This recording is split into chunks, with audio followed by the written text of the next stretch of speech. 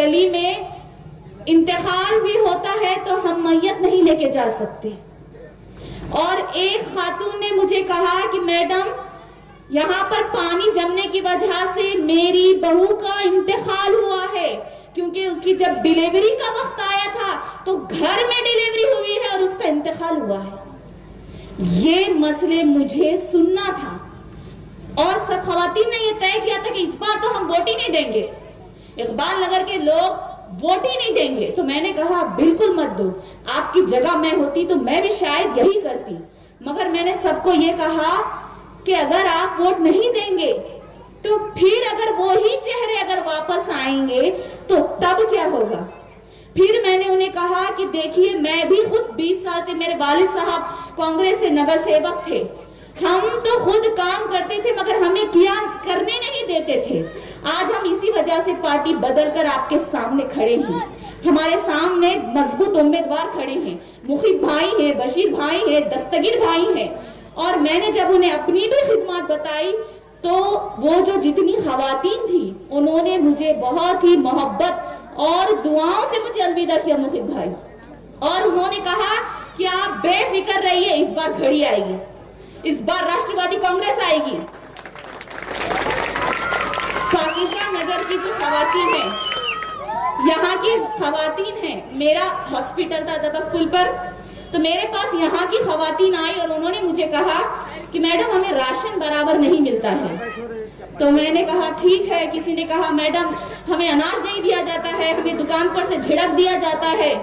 तो मैंने कहा ठीक है, आप सब चलिए, कल हम एक वक्त मुकर्रर करते हैं, हम तहसीलदार साहब के पास जाएंगे, हम कलेक्टर साहब के पास जाएंगे।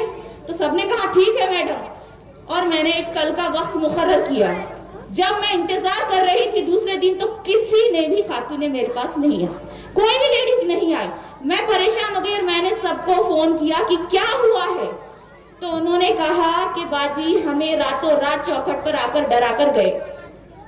कौन डरा कर गए? जो यहाँ के 25 से 30 साल के जो जिम्मेदार हैं, जो ओहदेदार हैं। हम नहीं आ सकते। कौन नहीं आ सकते? जो खवातीन सिर्फ एक राशन के लिए तरस रही है। इतना डर खौफ है यहाँ। आप कब तक उनको दोगे? ओहदों पर उनको बिठाया है आपने, बड़े बड़े ओहदों पर बिठाया है। उन्होंने क्या किया है? मेरा कमीशन, मेरे कब्जे, सबके हक पर कब्जे। कौन? जिनको आपने 25 से 30 साल जो है आपने वोट दिया है। आज इसी वजह से आज हम हिम्मत करके आपके सामने ये बात कर रहे हैं, क्योंकि आपकी तरक्की है, आपके मसले हैं। मैं चाहती थी तो फिर से पंजे से खड़े रहकर जीत जाती थी। कांग्रेस अपना राहुल गांधी, अपनी सोनिया गांधी बोलकर मैं आ जाती थी, मगर मैंने पार्टी क्यों बदली? आप लोगों के लिए, ताकि हम काम कर सकें। ये राष्ट्रवादी कांग्रेस घड़ी वही है जो हर गरीब महिला को लाडली बहन के पैसे दे रही है। क्या कभी किसी पार्टी ने इतना बड़ा दिल किया है?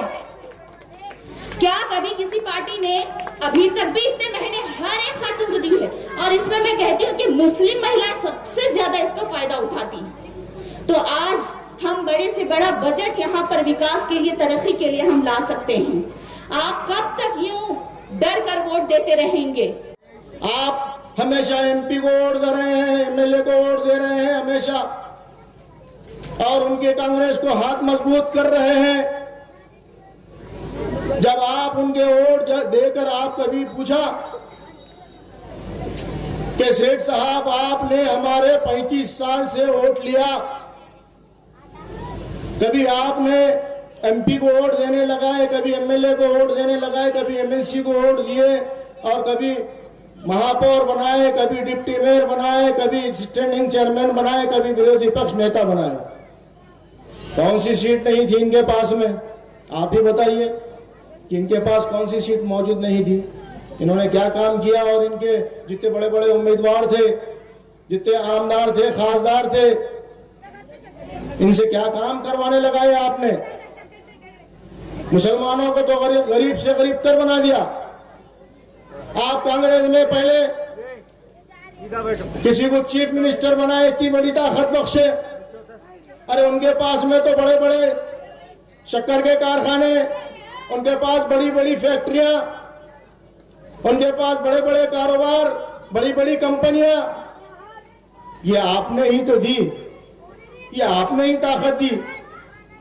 और आपने कहा कि हम आपको ताकत दे रहे हैं और हम सहने के लिए तैयार हैं, और वो असदा बन के हम पे हमला कर रहे हैं और हम सहते जा रहे हैं। कि हमारा जो हाल हुआ इस वार्ड में, आपके इस इलाके से मैं समझता हूं जो नाले बने गए, ड्रेन बने गई, रास्ते बने।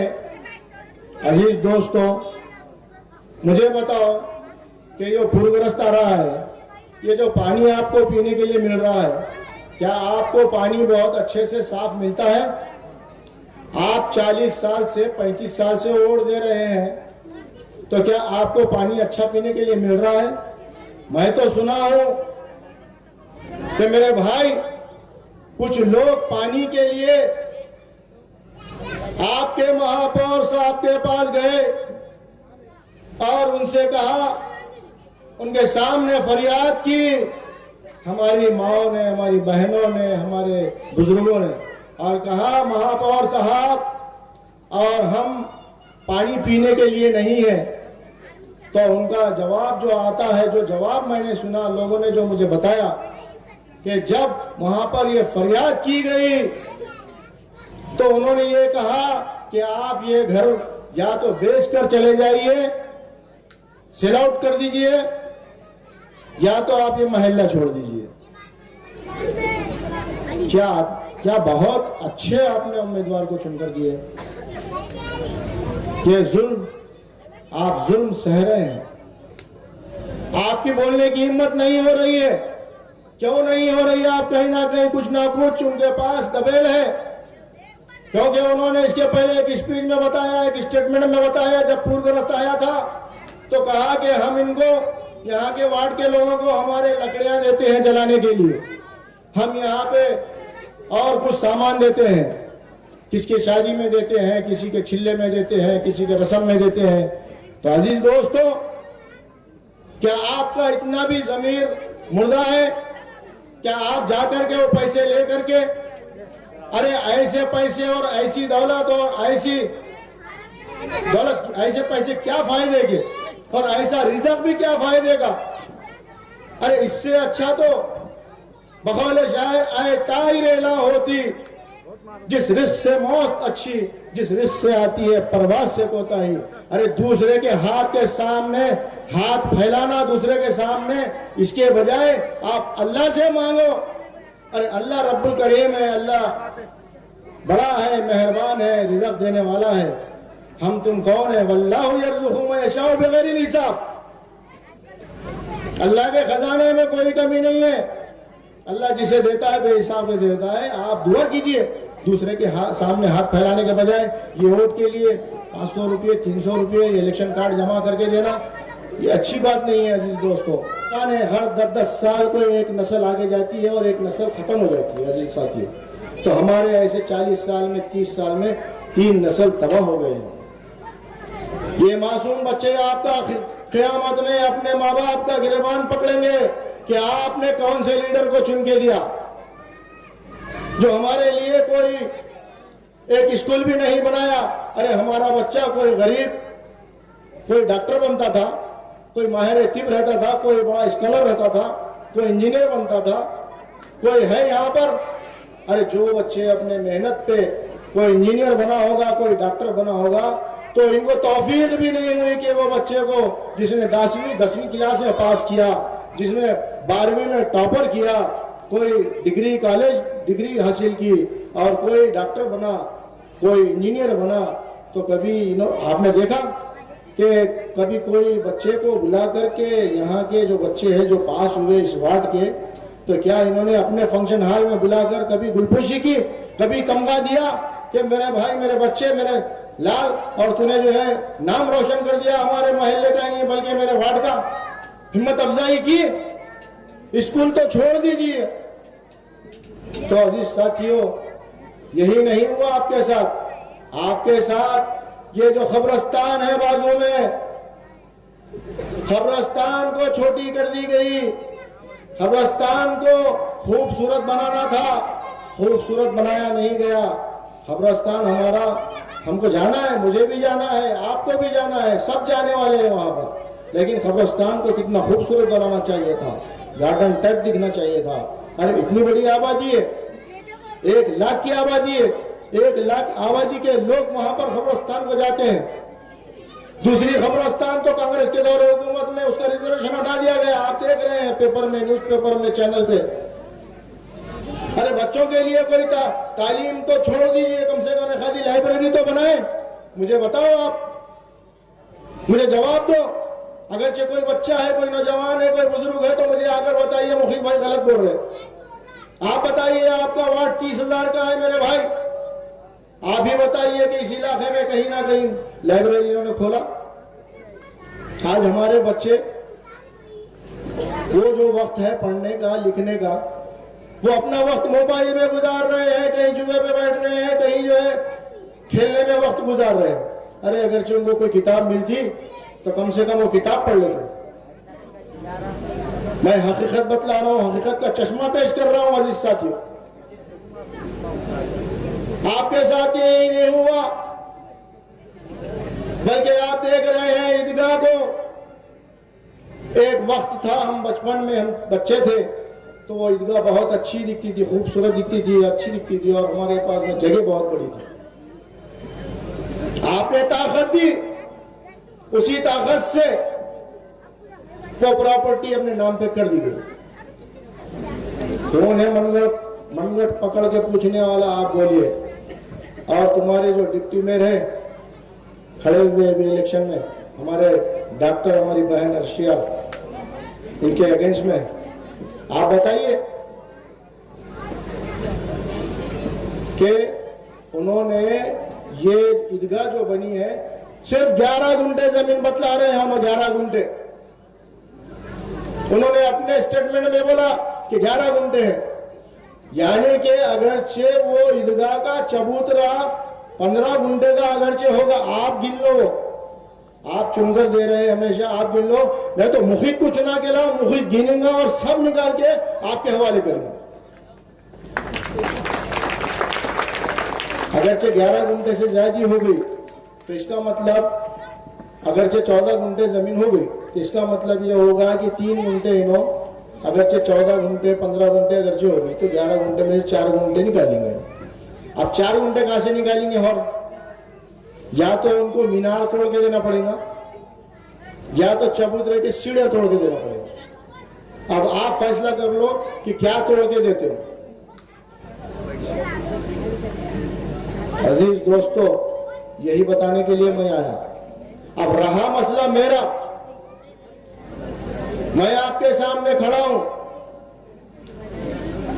और हम हमारे राष्ट्रवादी के जानिब से हम क्या करेंगे और हम क्या पहले किए। हमारे अजीत दादा साहब, आप देख रहे हैं कि लाडली बहनों की जो स्कीम है, उन्होंने कहा कि जब तक के अजीत दादा जिंदा है, जब तक लाड़ की बहन बंद नहीं हो सकती। आज 1500 रुपये आ रहे हैं ना। अब हम इंशाल्लाह, आप हमको चुनकर दीजिए, हम यहाँ के रोड, यहाँ के ड्रेन, यहाँ का पानी का इंतजाम, साफ और शफाफ पानी, इंशाल्लाह ये तो मूलभूत सुविधाएं हैं, ये तो हम इंशाल्लाह एक 4-6 महीने के अंदर पूरा सब करेक्ट कर लेंगे। इतनी हमारे में ताकत है। हुकूमत के आंख में आंख डालने की, बात करने की सलाहियत होना चाहिए। वहां पे ऐसा हाथ बन के खड़े रहने से काम नहीं होने वाला है। मीटिंग में बोलना पड़ता है, झगड़े करना पड़ता है। आप वहां पर सूरत देखकर अगर दे देंगे, वहां पे बौला आदमी चुनकर देंगे तो बौला आदमी कुछ नहीं बोल सकता आपके बारे में, और आपकी हकीकत कुछ वहां पे बयान नहीं कर सकता। बड़े बड़े ऑफिसर होते हैं अंदर मीटिंग में। अब रहा वो हमारा तो शेर अली,